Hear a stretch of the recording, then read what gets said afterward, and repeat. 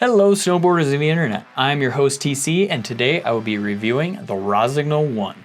If you're interested in this board or any other of the products that I mentioned in this video, make sure you click those affiliate links down below in the description, and that way you don't have to go search in the internet yourself. This board is equipped with Rossignol's AmpTech low mountain camber profile. So what that means is you're gonna have camber in between your feet here with a tiny bit of rocker on the tail and a larger rocker section on the nose. So what that's gonna do is that rocker section in the nose and the tail are gonna make it easier to get in and out of turns. It's also gonna help when you get into that fresh powder. That camber section is gonna give you pop, stability, and the precision that you're looking for to get out of a cambered snowboard. This board is offered in a 153, 156, 159, 157 wide, 161 wide, and a 165 wide for the big dogs.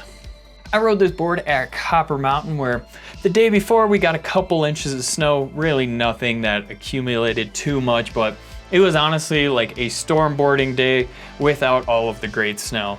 Whatever we did get, it was blowing sideways. It was a really windy day where couldn't really see much, but what you could see, it wasn't great. It was pretty icy underneath, and whatever fresh snow there was, it got scraped off and just blown around all day.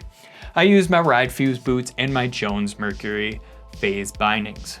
When we're talking overall flex on this board, it is gonna be slightly stiffer than the middle of the road, but don't let that fool you because this nose is feeling quite a bit softer than that, and the tail feels a little bit softer just because you have a smaller rocker section in the tail than you do the nose. So originally, it does match the middle of the road stiffness there, so you're not gonna be working too hard to flex this thing.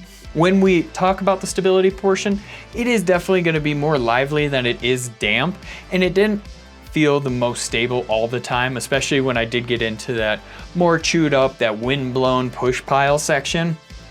This nose kind of bounced around a little bit.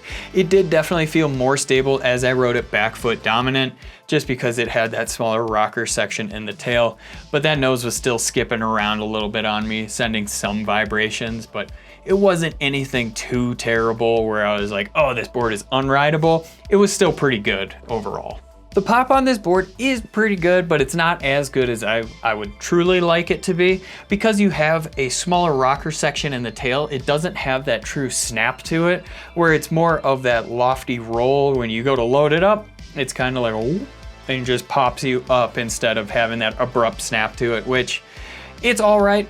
I mean, I understand why they did it, because if you had a super snappy tail on it with this kind of nose, it would just create for a weird ride on a board, but overall, it was pretty comfortable where taking off and landings, there were no crazy surprises. I was able to just put that base flat, pop over a roller, and just keep charging where I didn't have any problems there. Was it anything to write home about? No, but overall, still really solid. Since I have you here, you might as well like, subscribe, click that bell, and turn on those notifications so you don't miss any of our scheduled programming. The buttering on this board is better than I would say the ollieing power is on it, where since you have such a large rocker section on the nose, it gives you a huge surface area to work with. You don't really have to shift your hips all that much. You'll see there's a tiny little black Rossignol logo here. That's pretty much where you're gonna put your hips and just have those directly over this logo, and it's gonna be pressing and buttering for you. Don't expect a whole bunch of pop on the nose here, just because there is so much rocker. It already is in that form, so it doesn't really want to pop you out too much. As you get to the tail, you'll feel a little bit more resistance, but really not that much. Since you do have a smaller surface area to work on because there isn't as much rocker in the nose, you do get a little bit better of a pop out, but still nothing that crazy. I mean, this tail is a little bit geared towards more power than the nose is, so just expect that when you're buttering. Because there is so much rocker in the nose, those short quick carves are super easy to get from edge to edge on. I really didn't even have to think about it. I can just kind of turn my shoulders a little bit and this thing instantly wanted to turn for me. As I got to those medium and larger carves, I did realize that it's better to do them on a nice smooth groomer or that fresh snow. As it got into the push piles, this nose kind of got a little skippy on me and didn't really want to hold the edge quite as well. About halfway through the day, I was like, screw it, let's just put all that weight from pretty much halfway through the board, through the tail, and see what happens. And it did get quite a bit better, where if you ride this this board back foot dominant and that's how you're turning, it holds its edge just a little bit better than if you're just riding bolts, trying to get this nose to power through all that crud. It's not gonna do it as well. That being said, it will still Eurocarve, so make sure you're doing it on that smoother groomer, some fresher snow, that sort of thing, where have that back foot weight, or have that weight on the back foot, and you're gonna be good to go. It's gonna hold that edge for you and really power through.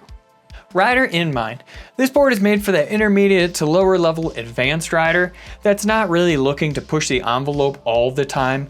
They're pretty much looking to just ride this thing on fresh groomers or some fresh snow, just keep it more mellow, just carving it out, that sort of thing, finding little hits here and there to pop off of, but for the most part, just kind of keeping it on the snow and keeping it nice and chill.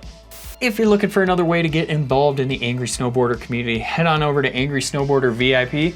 What is it, you might ask? Sure, I could explain it here, but we have a great video over there getting into it really in depth. I did like this board. It's not my favorite board, but I understand why they have it in the line because there's definitely a place for it. But I mean, out of all of the boards in this category, it is a bloated category, and I think this one just kind of gets lost in the shuffle there. Honestly, I would like to see that rocker section kind of shortened up on it, extend that camber zone, give it a little bit more power up in the nose there just to be able to charge through some stuff. But overall, it is a solid board. I understand why they have it in the line. It doesn't really overlap with anything else. And for that, it is good for pretty much just being a chiller riding board where you don't have to get super aggressive on. Comparable boards, the Rome Ravine, the Jones Flagship, and the K2 Passport. Recommended bindings, the Union Force, the K2 Edition, and the Rome Katana FASE. As always guys, I have been your host TC, and this has been my review of the Rossignol 1 snowboard. If this board sounds like it's for you, but you're unsure of what bindings to put on it, why don't you go check out those Rome Katana FASE bindings, because after all, they are brand new this year.